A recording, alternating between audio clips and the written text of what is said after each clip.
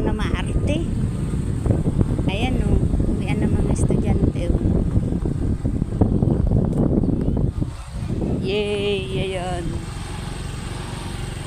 Ayan talaga, ganyan problema kapag hindi ka dumansayo din.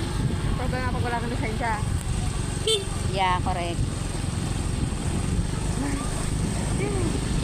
Yung iba talaga nagantay eh.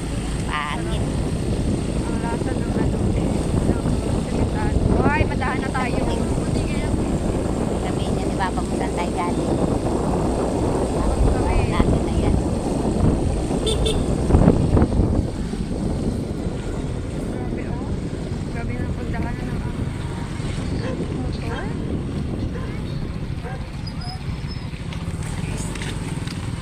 Ayan, finally, nasa ano na kami, highway. Nasa highway na kami. Yun! Ayan!